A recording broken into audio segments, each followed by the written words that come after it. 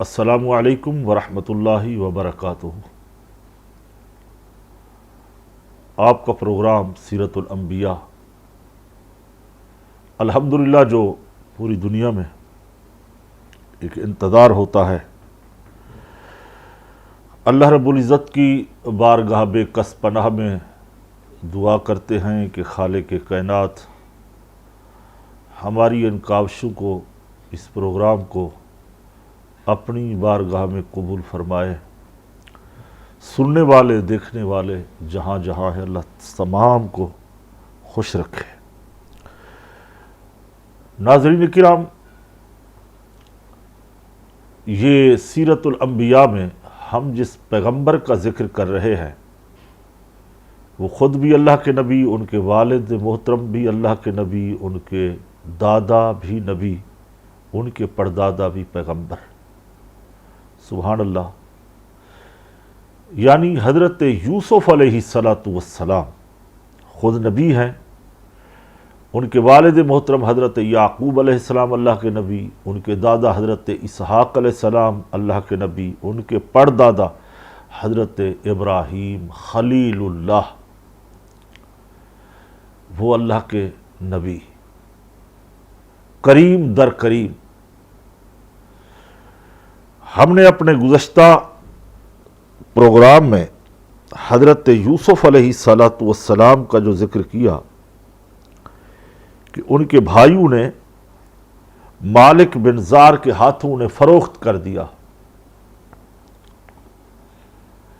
اسی مدین کے علاقے میں رہنے والے مالک بن زار نے ان کو کنویں سے نکالا اور مال فروخت میں انہیں شامل کر لیا۔ پھر کیا تھا، بازار مصر میں بکنے لگے۔ دنیا کے بڑے بڑے تاجر، مصر کے بڑے بڑے مالدار طبقہ اپنی زندگی بھر کی جمع پونجی، اپنی دولت لے کے آئے، اور ان بیپاریوں نے بھی کچھ قیمتیں بڑھا دی۔ یہاں تک مورخین محدثین ارشاد فرماتے، لکھتے ہیں، وہ فرماتے ہیں کہ آپ علیہ السلام کے وزن کے برابر سونا قیمت رکھی، اور اتنی ہی چاندی، اور اتنا ہی مشک، اور اتنا ہی ریشم، یہ قیمت تھی۔ معاف کیجئے گا، عزیز مصر نے اس قیمت پر، اس ساری قیمت پر حضرت یوسف علیہ السلام کو خرید لیا۔ خریدنے کے بعد گھر لائے، اور باقی جو خریدار تھے عزیز مصر کے مقابلے میں، وہ سب خاموش ہو گئے۔ یعنی جس کو بادشاہ وقت خرید رہا ہے، اس کے آگے دولت کے انبار لگے ہیں، اور باقی جتنے خریدار تھے، تاجر تھے، بزنس مین تھے، سب کے سب خاموش ہو گئے، پیچھے ہٹ گئے۔ علی ھذا القیاس عزیز مصر، جو مصر کا بادشاہ تھا، اس نے خریدا اور گھر لایا، اور اپنی بیوی کو ایک تاکید کی، یعنی زلیخا کو، جو عزیز مصر کی بیوی تھی۔ اپنے گھر میں لانے کے بعد زلیخا کو کہا کہ یوسف علیہ السلام کو عزت کے ساتھ رکھو، ان کے لیے ایک بہترین عمدہ گھر بناؤ، کمرہ تیار کرو، رہائش گاہ کا انتظام ہو، اور پھر نفیس لباس ہو، خوراک اعلیٰ قسم کی ہو۔ پھر کہنے لگے شاید یہ کریم ہے، ان کا چہرہ کریم والا ہے، ان سے اللہ رب العزت ہمیں نفع دے، اور یہ ہماری سلطنت یعنی حکومت کے کاموں میں ہمارا ہاتھ بٹائے۔ اللہ اکبر۔ کیوں کہ عزیز مصر کہنے لگا، ان کے چہرے کے آثار مجھے بتاتے ہیں کہ یہ ہمارے کام آئے گا، اور ہم انہیں عنقریب اپنا بیٹا بنا لیں گے۔ اللہ اکبر۔ یہ بات مصر کے اس وزیر اعظم نے قطفیر نے اپنی زوجہ سے کہی۔ قرآن کریم نے بھی اس طرف اشارہ کیا، وقال الذی اشتراہ من مصر لامرأتہ اکرمی، اور مصر کے جس شخص نے انہیں خریدا اس نے اپنی بیوی سے کہا کہ انہیں عزت سے رکھو، شاید ہمیں ان سے نفع پہنچے۔ تو وہ بیوی زلیخا تھی، خود وہ عزیز مصر تھے، جس ہستی سے نفع کا اشارہ قرآن کر رہا ہے وہ حضرت یوسف علیہ السلام ہے۔ ناظرین کرام، عزیز مصر کی بیوی یعنی زلیخا وہ دعوت گناہ دیتی ہے حضرت یوسف علیہ السلام کو۔ ہم اس بحث میں نہیں جائیں گے چونکہ یہ عصمت انبیاء کا ذکر ہے، کسی نبی کی عصمت کے اوپر بحث کرنا بسا اوقات گمراہی کا سبب بنتا ہے اور ایمان سلب ہو جاتا ہے، پتہ ہی نہیں چلتا، ایمان رخصت ہو جاتا ہے۔ ہم نوائزین کی باتیں یہاں پہ اپنے پروگرام میں رکھیں گے، نہ غیر تحقیق شدہ کوئی بات لائیں گے، بڑی احتیاط کے ساتھ اس قصہ کو، اس ذکر کو جو قرآن اور احادیث نبوی صلی اللہ علیہ وسلم میں آیا ہے، بیان ہوا، جو معتبر مورخین محدثین نے لکھا، ہم اپنے ناظرین تک یقیناً وہی باتیں پہنچائیں گے۔ حضرت یوسف علیہ السلام انتہائی حسین و جمیل تھے۔ ہم اس کا پہلے بھی ذکر کر چکے ہیں کہ اللہ رب العزت نے ایک حصہ حسن کا آپ کو عطا فرمایا، اور پھر نوجوان بھی تھے۔ جناب زلیخا نے آپ علیہ السلام کے حسن و جمال کو دیکھا تو اس نے آپ علیہ السلام کے بارے میں کچھ لالچ کیا اور موقع پا کر حضرت یوسف علیہ السلام کو پھسلانے لگی، گناہ کی دعوت دینے لگی۔ بعض روایتوں میں آیا کہ کمروں کے اندر لے کے گئی، واللہ عالم ورسولہ عالم، اور بعض روایتوں میں اس طرح آیا کہ ناجائز خواہش پوری کرنے کے لیے انہیں ایک مکان میں لے کے گئی اور تمام دروازے بند کر دیے اور اپنی طرف انہیں مائل کیا۔ حضرت یوسف علیہ السلام نے چونکہ زلیخا کے گھر میں ہی رہائش پذیر تھے اور اسی کی پناہ میں رہتے تھے، ناظرین تو آپ اچھی طرح جانتے ہیں کہ اس لیے اس بات کو نظر انداز کرنا بہت انتہائی مشکل ترین کام تھا، لیکن قربان جائیے حضرت یوسف علیہ السلام کی شان و شوکت پر، جب آپ علیہ السلام نے خود کو ہر طرف سے گھرا ہوا پایا، اپنے عزم اور ادارے، اپنے پورے ارادے پر اور اللہ کی ذات پر بھروسہ کیا، پھر کیا ہوتا ہے کہ بھروسہ کرنے اور اللہ تعالیٰ کی پناہ مانگی۔ پھر زلیخا کو نصیحت کرتے ہوئے فرمایا، بے شک عزیز مصر نے میری پرورش کی، مجھے رہنے کے لیے اچھی جگہ دی، تو کیا میں اس کا یہ بدلہ دوں کہ اس کے لیے، ان کے اہل خانہ کے لیے میں خیانت کروں؟ میں اس امانت کے اندر خیانت نہیں کر سکتا۔ میں کریم ہوں، کریموں کی اولاد ہوں، یعنی میں نبی ہوں اور نبیوں کی اولاد ہوں، میں اس طرح کا گناہ ہرگز نہیں کر سکتا اور مجھ سے ہو نہیں سکتا۔ جو ایسا کرے وہ ظالم ہوتا ہے اور ظالم لوگ کبھی فلاح نہیں پاتے۔ ناظرین کرام، پھر کیا ہوا کہ ہم اس مکمل واقعے کو، اس قصے کو انشاءاللہ بیان کر رہے ہیں اور کرتے ہی رہیں گے۔ یہاں وقت ہوتا ہے ایک مختصر وقفے کا، ملتے ہیں بریک کے بعد۔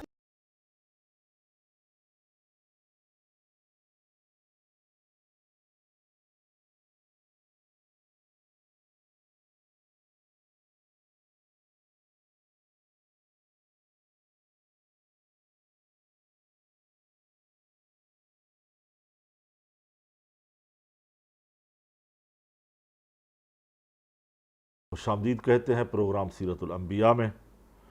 بات چل رہی ہے حضرت سیدنا یوسف علیہ السلام کی، ذکر خیر ہو رہا ہے ایک اللہ کے عظیم پیغمبر کا۔ تو حضرت یوسف علیہ السلام نے فرمایا کہ یہ کام ظالم لوگ کرتے ہیں، نبی ظالم نہیں ہوا کرتے، اور جو ظالم ہوتا ہے وہ کبھی فلاح نہیں پاتا، نبی گناہوں سے معصوم ہوتا ہے، لہذا ہم یہ کام نہیں کر سکتے۔ پھر کیا ہوا؟ قرآن پاک نے بھی اس طرف اشارہ فرمایا، وَرَاوَدتُّهُ الَّتِي هُوَ فِي بَيْتِهَا عَن نَفْسِهِ وَغَلَّقَتِ الْأَبْوَابَ، اور وہ جس عورت کے گھر میں تھے اس نے انہیں ان کے نفس کے خلاف پھسلانے کی کوشش کی اور سب دروازے بند کر دیے، اور کہنے لگی آؤ تم ہی سے میں کہہ رہی ہوں۔ یوسف علیہ السلام نے جواب دیا کہ اللہ کی پناہ، بے شک وہ مجھے خریدنے والا شخص میری پرورش کرنے والا ہے، اس نے مجھے اس طرح رکھا، بے شک زیادتی کرنے والے فلاح نہیں پاتے، یعنی ظالم لوگ فلاح نہیں پاتے۔ ناظرین کرام، پھر کیا ہوتا ہے؟ حضرت یوسف علیہ السلام نے جب یہ نصیحت فرمائی، اس نصیحت کے ضمن میں ہم یہاں اپنے ناظرین کو ایک بات عرض کرنا چاہیں گے، بڑے ادب سے، بڑی محبت سے۔ حضرت یوسف علیہ السلام نے زلیخا کو یہ نصیحت کر دی کہ جب میں عزیز مصر کی چند دن کی پرورش کا اتنے حق کو پہچانتا ہوں کہ وہ میرا مالک ہے، اور تو مجھے اس سے زیادتی کرنے کے لیے آمادہ کر رہی ہے، میں ان کا حق پہچانتا ہوں۔ اے زلیخا، اے عورت، تو اس کی بیوی ہے، کیا تو اس کا حق نہیں پہچانتی؟ اس سے معلوم یہ ہوا نیکی کا بدلہ، ناظرین، نیکی سے ہونا چاہیے، اور اپنے مربی کا احسان ماننا چاہیے، جیسے یوسف علیہ السلام مان رہے ہیں کہ جس نے مجھے اپنے گھر رکھا، مجھے پناہ دی، مجھے کھانے پینے اوڑھنے کے لیے دیا، وہ میرا مربی ہے، میں اس کو اس طریقے کا بدلہ دوں؟ بلکہ نیکی کا بدلہ تو نیکی سے دینا چاہیے۔ اللہ اکبر۔ پھر اس کا حق پہچاننا، یہ انبیاء کرام کا طریقہ ہے، طریقہ رہا ہے۔ ناظرین کرام، حضرت یوسف علیہ السلام کی پاک دامنی کے قصے ہمارا قرآن آج بھی بیان کرتا ہے۔ چنانچہ حضرت یوسف علیہ السلام انتہائی پاک دامن تھے، اور آپ کی پاک دامنی رب تعالی نے قرآن مجید فرقان حمید کے اندر بیان فرمائی، اور اللہ فرماتے وَلَقَدْ ہَمَّتْ بِهِ وَهَمَّهَا وَهَمَّ بِهَا لَوْلَا أَن رَّأَىٰ بُرْهَانَ رَبِّهِ كَذَٰلِكَ لِنَصْرِفَ عَنْهُ السُّوءَ وَالْفَحْشَاءَ إِنَّهُ مِنْ عِبَادِنَا الْمُخْلَصِينَ۔ اور بے شک عورت نے یوسف علیہ السلام کا ارادہ کیا، اور اگر وہ اپنے رب کی دلیل نہ دیکھ لیتے تو وہ بھی عورت کا ارادہ کرتے، ہم نے اس طرح کیا تاکہ اس سے برائی، بے حیائی کو پھیر دے، بے شک وہ ہمارے چنے ہوئے بندوں میں سے ہیں۔ اللہ اکبر۔ یعنی دعوت گناہ عورت نے دی، یہ تو قرآن نے واضح کہہ دیا، اور پھر اللہ رب العزت نے انہیں چن لیا تھا، ان تمام چیزوں سے اللہ رب العزت نے محفوظ رکھا، ان کی پاک دامنی کو، ان کی عفت کو، ان کی عزت کو۔ پھر اسی آیت کے اندر ناظرین ایک بات ہوئی ہے کہ دلیل کا ذکر ہوا، اَرَّآ بُرْہَانَ رَبِّی، یہ دلیل کیا ہے؟ ناظرین، مفسرین کرام یہاں ارشاد فرماتے ہیں، وہ فرماتے ہیں دلیل برہان، یہ دلیل الہی جو ہے، برہان جو ہے، یہ عصمت نبوت ہے۔ اللہ تعالی نے انبیاء علیہ السلام کی پاکیزہ نفوس کو برے اخلاق اور گندے افعال سے پاک پیدا فرمایا، اور پاکیزہ مقدس اور شرافت اور اخلاق پر ان کی پیدائش کو فرمایا۔ تو اسی لیے پھر یہ معلوم ہوتا ہے کہ ہر ایسے کام سے انبیاء کرام باز رہتے ہیں جس کا کرنا اللہ رب العزت نے منع کیا ہوا ہے۔ اور ایک دوسری روایت بھی ہمیں ملتی ہے، وہ بارہا بہت سینکڑوں کتابوں کے اندر پڑھی، اور اس بات سے بھی، اس کی حقیقت سے بھی ناظرین انکار نہیں ہے، اور وہ بھی کام ممکنات میں سے ہے۔ وہ بات یہ ہے کہ جس وقت زلیخا نے حضرت یوسف علیہ السلام کو دعوت گناہ دی اور یوسف علیہ السلام کے در پائے ہوئی، اس وقت آپ علیہ السلام نے اپنے والد محترم یعنی حضرت یعقوب علیہ السلام کو دیکھا۔ اور کیا دیکھا؟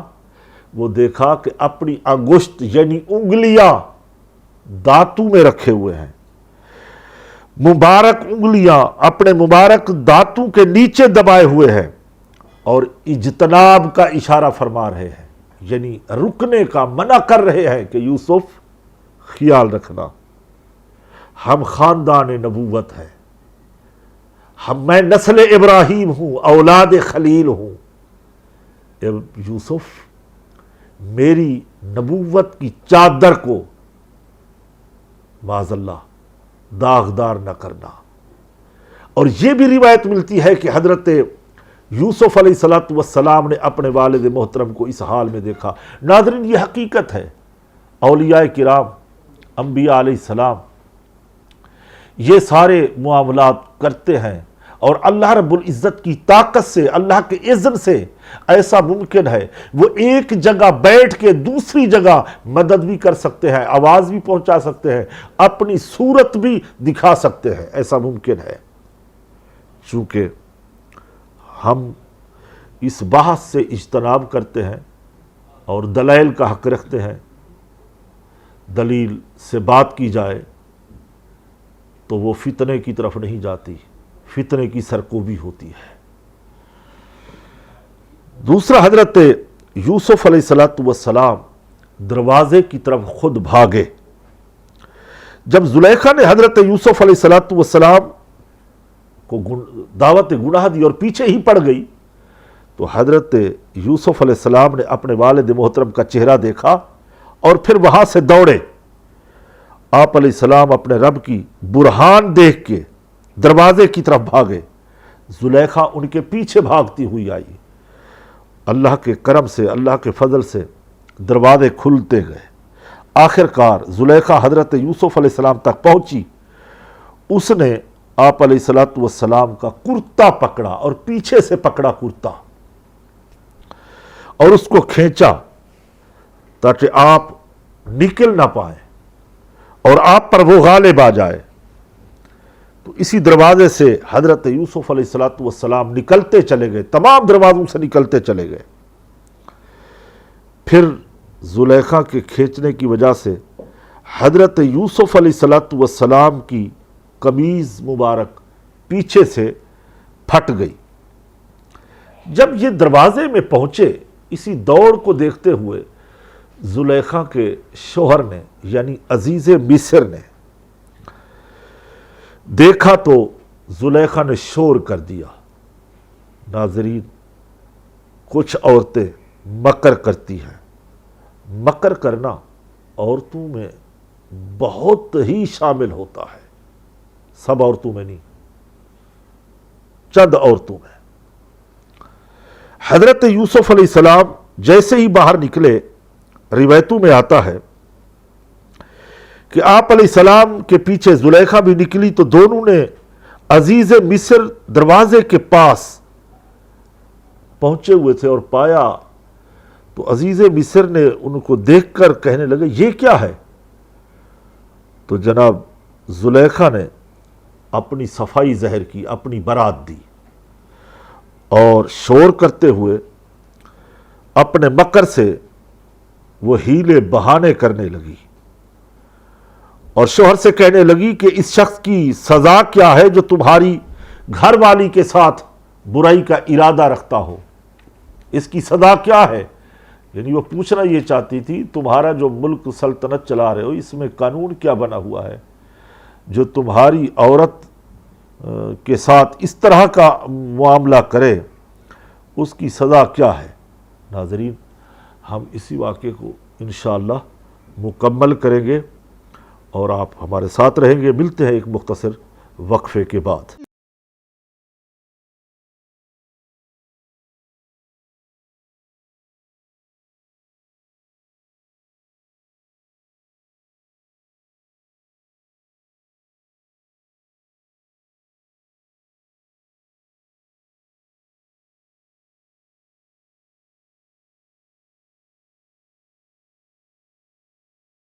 ایک بار پھر خوش آمدید کہتے ہیں پروگرام سیرت الانبیاء میں۔ ناظرین کرام، میں عرض یہ کر رہا تھا بریک سے جانے سے پہلے کہ زلیخا کو عزیز مصر نے دیکھ لیا اور عزیز مصر طیش میں آ کر یہ کہہ دیتا کہ اس کی سزا قتل ہی ہے معاذ اللہ۔ اس نے زلیخا کی اس مکر کو دیکھا اور کہا کہ ہم بتاتے ہیں کہ کیا سزا ہے۔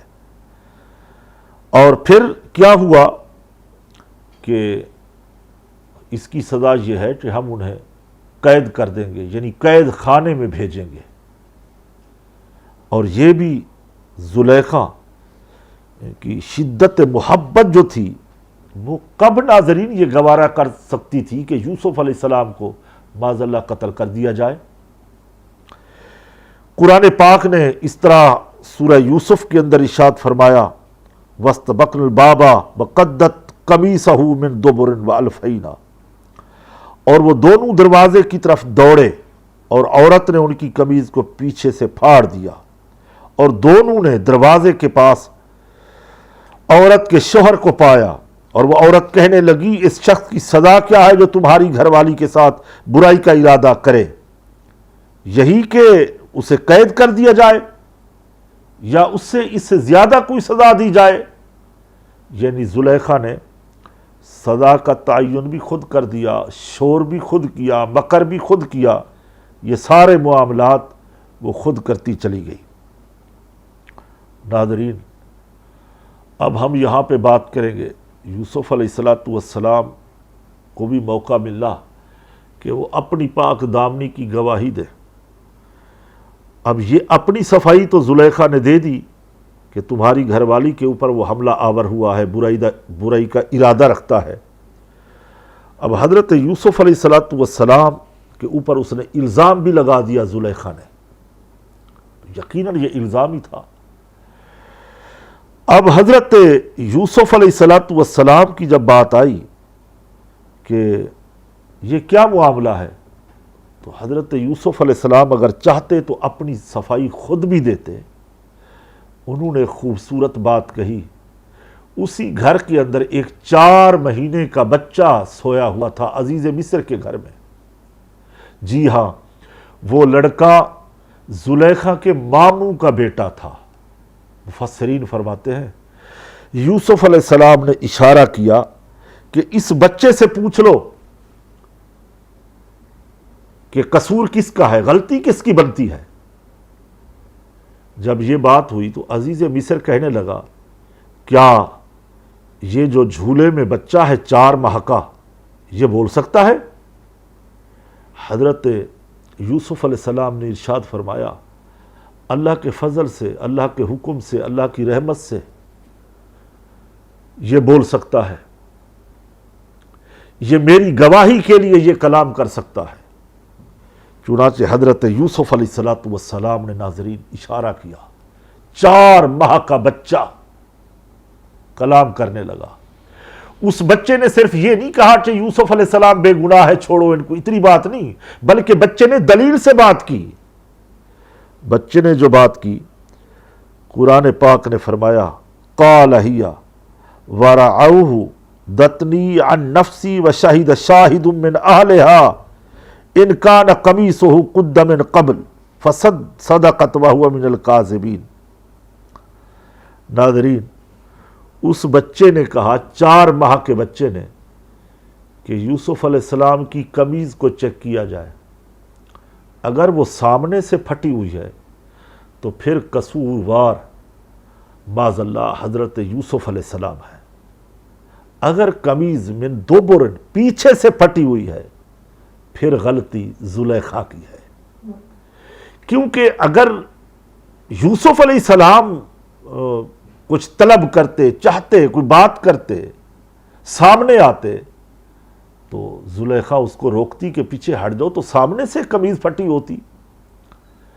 اگر یوسف علیہ السلام بھاگے ہیں، زلیخا ان کے در پے ہوئی ہے، تو زلیخا ہی طلبگار تھی، زلیخا ہی طالب تھی، تو لہٰذا قمیض اگر پیچھے سے پھٹی ہو تو یہ عورت گنہگار ہوگی. ناظرین، جب یہ چیک کیا گیا، اس الزام کو دیکھا گیا، تو پھر قرآن پاک فرماتے ہیں کہ وہ قمیض پیچھے سے پٹی ہوئی تھی تو قصوروار زلیخا ہوئی.